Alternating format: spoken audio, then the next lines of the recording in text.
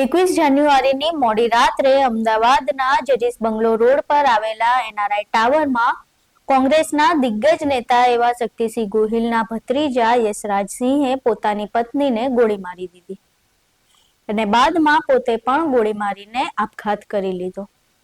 2 મહિના પહેલા જ ધામધૂમથી લગ્ન કરીને પ્રભુતામાં પગલાં માંડનારા દંપતીનો જીવનમાળો વિખેરાઈ ગયો છે। હાલ આ મામલે બંનેના મૃતદેહને પોસ્ટમોર્ટમ ખાતે મોકલી પોલીસ તપાસ હાથ ધરવામાં આવી છે। જોકે આ તપાસમાં હવે નવો વળાંક સામે આવ્યો છે, કારણ કે એનઆરઆઈ ટાવરના સીસીટીવી એ દિવસે બંધ હોવાનું સામે આવ્યું છે।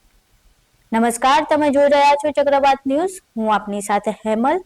અહીં જુઓ પોલીસને આ મામલે પ્રાથમિક તપાસમાં શું જાણવા મળ્યું। ગઈકાલ લેટ નાઇટ પોલીસને એક મેસેજ મળે છે અને મેસેજ મળતાની સાથે જ પોલીસ બનાવવાળા સ્થળ ઉપર જાય છે અને સ્થળ ઉપર જઈ અને જે તપાસ કરે છે તેમાં હસબન્ડ એન્ડ બંનેનું ગોળી વાગવાથી મૃત્યુ થયેલું છે। આમાં હકીકત એવું છે કે એનઆરઆઈ ટાવર છે વસ્ત્રાપુરમાં, એનઆરઆઈ ટાવરમાં 5મા માળે 502માં આ ઘટના ઘટી છે, જેમાં આખામાં મરણ જનાર છે રાજેશ્વરી બા યશરાજસિંહ ગોહિલ છે અને બીજા છે યશરાજસિંહ દુર્ગેશસિંહ ગોહિલ। આ બંનેનું ત્યાં મૃત્યુ થયેલું છે। આમાં હકીકત એવું છે કે સૌ પ્રથમ આ બંને કપલ પોતાના કોઈ સગાને ત્યાં જમવા ગયેલા, જમીન પરત આવી અને પોતાની મધરને મળીને પોતાના બેડરૂમમાં સુવા ગયા। એ દરમિયાન અચાનક એમનો છોકરો મધરના બેડરૂમમાં આવીને કહે છે કે મારી રિવોલ્વરમાંથી ગોળી છૂટી ગઈ છે અને મારી વાઈફને વાગી છે, આપણે એને હોસ્પિટલ લઈ જવી પડશે। આ હકીકત જણાવતા મધર અને એનો દીકરો બંને જ્યાં બેનને ગોળી વાગી છે બેડરૂમમાં આવે છે। એ દરમિયાન એમના દીકરાએ 108ને ફોન કરેલો હોય છે, 108 પણ ત્યાં આવી જાય છે। 108ના કર્મચારી આવી અને આ બેનને ડેથ જાહેર કરે છે કે બેન મૃત્યુ પામેલા છે। એ ડેથ જાહેર કરતા 108નો કર્મચારી બેઠક રૂમમાં જઈને પોતાના કંટ્રોલ રૂમમાં જાણ કરવા જાય છે કે ભાઈ આ બેનનું મરણ ગયેલું હોય, પોલીસ મોકલી આપો। આ મેસેજ કરવા જતાં આ ભાઈ જે યશરાજસિંહ ખરા એમને જાતે જ પોતાને ગોળી મારી દીધી માથાના ભાગે અને એ અવાજ થતાં એમના મધર અને 108ના કર્મચારી બંને બેડરૂમમાં જાય છે। ત્યાં યશરાજે પોતે ગોળી મારી લોહી લુહાણ આંખમાં નીચે પડેલા હોય છે। આ મુજબની એક ઘટના બને છે। ઘટનાની જાણ પોલીસને થતાં પોલીસ તાત્કાલિક હરકતમાં આવે છે અને દિવ્યાનીની બાની આ એક જાહેરાત લે છે અને ત્યાં જઈ એફએસએલ અધિકારી, ફિંગરપ્રિન્ટ અધિકારી અને ફોરેન્સિક એક્ઝિક્યુટિવ મેજિસ્ટ્રેટ આ બધાને સાથે રાખી મરણોત્તરના કાગળ તમામ કાગળો પૂર્ણ કરી અને બંને જે મરણ ગયેલા છે એ બંને હસબન્ડ એન્ડ વાઈફને બોડીના એફએસએલ એટલે ફોરેન્સિક્સ પીએમ કરવા માટે સિવિલ હોસ્પિટલ અસારવામાં મોકલી આપે છે અને આગળની તપાસ હાલ પોલીસ ચલાવી રહી છે। કેટલા વાગે બનાવ બન્યો, પોલીસને કેટલા વાગે જાણ થઈ? લગભગ પોલીસને 12 આસપાસ આની મેસેજથી 112 ઉપર જાણ થાય છે અને પોલીસ આ પ્રકારની કાર્યવાહી કરે છે। સર, આનું બેકગ્રાઉન્ડ શું છે? કોણ પોતે સરકારી નોકરી કરે છે મરીન ટાઈમમાં, એવું અમને હાલ જાણવા મળેલું છે અને એમના વાઇફ છે હાઉસવાઇફ હતા। સર, પોલીસ જ્યારે પહોંચી ત્યારે બંને મૃતદેહો કયા હાલતમાં હતા? એમના માતા પણ ઘરમાં હતા, એમનું શું કહેવું? એમનું કહેવું તો અગાઉ મેં આપને જે જાણ કરી કે મારો દીકરો અચાનક એમના બેડરૂમમાં આવે છે અને મારી રિવોલ્વરથી ગોળી વાગી ગઈ છે એવા મુજબની જાહેરાત કરતા આખી હકીકત આ પ્રકારની બનવા પામે છે। સર, રિવોલ્વરની ગોળી કઈ રીતે વાગી, કયા સંજોગોની અંદર?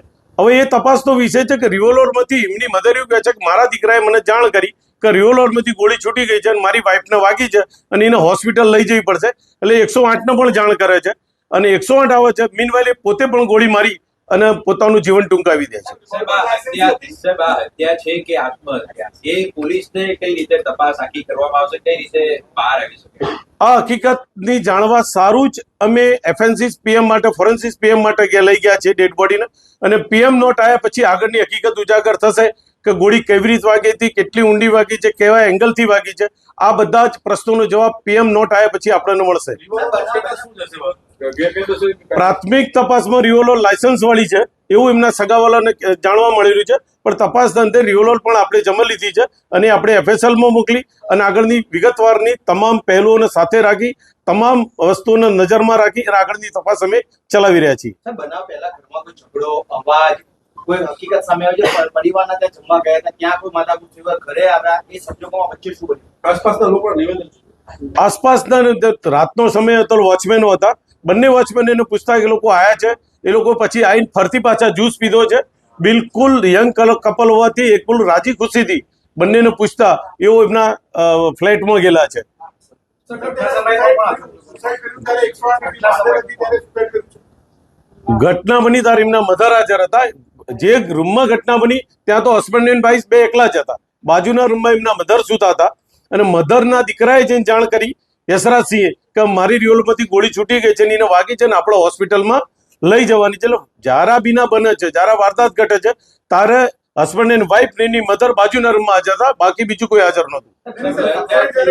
પોતાને ગોળી મારી ત્યારે 108 ની ટીમ હાજર હતી ને પોતાને ગોળી મારી યશપાલ. આમાં અગાઉ પણ હું આપને જણાવી ચૂક્યો છું કે 108 ના ઇન્ચાર્જ શ્રીએ બેનની ડેડ બોડી ચેક કરી એમને કીધું કે બેનનું મૃત્યુ નીકળી ગયેલું છે અને પોતાના કંટ્રોલ રૂમમાં જાણ કરવા માટે 108 ના કર્મચારી બેઠક રૂમમાં જાય છે. જ્યારે બેઠક રૂમમાં જઈને પોતાના કંટ્રોલ રૂમમાં જાણ કરતા હોય છે તે દરમિયાન બેડરૂમમાંથી એક અવાજ આવે છે. એટલે એમના મધર અને 108 નો કર્મચારી બેડરૂમમાં દોડીને જાય છે. તો અહીંયા યશરાજજી પોતે પોતાની જાતે પોતાના માથામાં ગોળી મારી અને આત્મહત્યાનો કરી લીધેલ છે.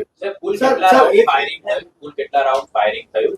જે યુવતી હતી જે પરિણીતા તેને કઈ જગ્યાએ ગોળી વાગી હતી? બંને મૃત્યુ જનારના માથાના ભાગે ઈજા છે. જે બેનને પણ માથાના ભાગે ગોળી વાગેલી છે અને જે મરણ જનાર છે યશરાજસિંહને પણ માથાના ભાગે ગોળી વાગી છે. જે પરિણીતા છે એના માથાના ભાગે, પણ માથાના ભાગે કઈ બાજુ? બાજુના ભાગે છે, લમડાના ભાગે, કપાળ? પાછળના ભાગે. અને એકચ્યુઅલી સ્પોટ તો જ્યારે એમનું થશે ફોરેન્સિક પીએમ ત્યારે આપણને પરફેક્ટ પીએમ નોટ આયાથી જ બધું ખબર પડી જશે માથાના ભાગે કઈ જગ્યાએ. પણ હાલ પ્રાથમિક દ્રષ્ટિને પાછળના ભાગે ગોળી વાગી. સાહેબ, તમારી પોલીસની જે પ્રાથમિક તપાસ છે એ તપાસની અંદર કોઈના નિવેદન નહીં, પરંતુ પોલીસની તપાસમાં શું લાગી રહ્યું છે? અકસ્માતે ગોળી છૂટી હોય એવું લાગી રહ્યું છે કે જાણી જોઈને ગોળી મારવામાં આવી હોય એવું લાગી રહ્યું છે? હાલ અમે એડી દાખલ કરેલી છે. એડી દાખલ કર્યા પછી કોઈ નક્કર ધારો કે પીએમ નોટ આવ્યા પછી અમે એના નિર્ણય પર જઈશું કે ભાઈ ખરેખર ગોળી મારવામાં આવી છે, નજીકથી ગોળી વાગી છે, કેટલા અંતરથી ગોળી વાગી છે, કેવા પ્રકારની ગોળી વાગી છે, માણસ જાતે ગોળી માગે તો ક્યાં વાગે, આકસ્મિક ગોળી વાગે તો ક્યાં. આ બધા જ પહેલો લઈને એ માટે જ અમે ફોરેન્સિક પીએમનું આગ્રહ રાખી અને બંને ડેડ બોડીને અમે સિવિલ ખાતે ફોરેન્સિક પીએમ કરવા માટે અમે મોકલી આપેલા છે. કેસમાં દૂધનું દૂધ અને પાણી કરવા માટે પોલીસ જે છે કયા પોઈન્ટ ઉપર ને કઈ થિયરી ઉપર તપાસ? એ દૂધનું પાણી કરવા માટે મેં એક્ઝિક્યુટિવ મેજિસ્ટ્રેટ સાહેબ, FSLના અધિકારી સાથે અને ફિંગરપ્રિન્ટના અધિકારી સાથે તમામ સરકારી કર્મચારીઓને સાથે રાખી અને ગઈકાલ આખી રાત અમે અમારા મરણોત્તરના જે કાગળો કરવાના થાય એ તમામ કાગળો પૂર્ણ કરી અને બંને ડેડ બોડીઓને અમે પીએમ સારું મોકલી આપ્યા છે. સર, જ્યારે એમ્બ્યુલન્સની ટીમ પ્રેઝન્ટ હતી ઘરમાં, જ્યારે પહેલો શોટ વાગી ગયો હતો, જ્યારે એમના જે વાઇફ હતા એ ડેથ થઈ ગયા હતો, ત્યારે રિવોલ્વર ક્યાં હતી? ત્યારે એમના પાસે જ હતી યશરાજસિંહના કે બીજે કોઈ મૂકી દીધી? રિવોલ્વર એમની જોડે જ પડી હતી. પહેલા તો માણસ આવ્યો 108 ના, એમને ડેડ બોડી જોઈ અને એને કીધું બેન મરણ ગયેલા છે અને એ પોતાના કંટ્રોલ રૂમમાં જાણ કરવા માટે તરત બહાર જાય છે.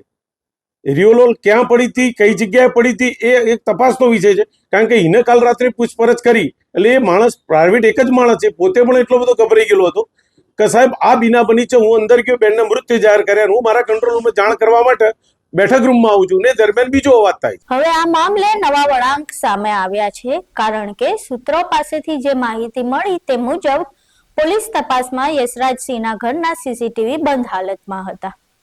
આ સિવાય યશરાજની માતાએ જે નિવેદન આપ્યું છે તે મુજબ યશરાજ કવરમાંથી બંદૂક કાઢતો હતો ત્યારે અકસ્માતે ગોળી છૂટી ગઈ હતી.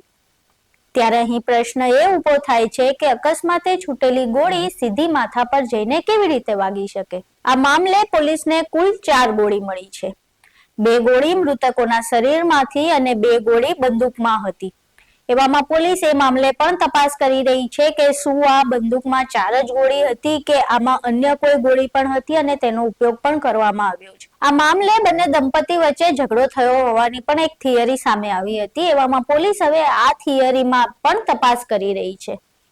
જેમ આપણે જાણ્યું એમ કે ઘટના જ્યારે બની એ દિવસે યશરાજસિંહના ઘરના સીસીટીવી બંધ હાલતમાં હતા, પરંતુ પોલીસ તપાસમાં સામે આવ્યું કે દંપતી આ ઘટના બની તે પહેલા ફ્લેટની બાજુમાં એક ફૂડ ટ્રક હતું, ત્યાં જ્યુસ પીવા ગયા હતા. પોલીસે આ જ્યુસ સેન્ટરના સીસીટીવી તપાસ્યા અને એ તપાસમાં પતિ પત્નીનું વર્તન ખૂબ જ સામાન્ય જોવા મળ્યું.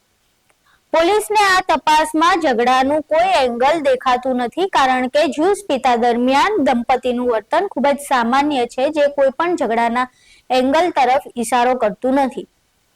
ત્યારે હવે આ મામલે શું નવા વળાંકો આવે છે અને આ હાઈ પ્રોફાઇલ કેસમાં શું ખુલાસા થાય છે તે જોવું રહ્યું.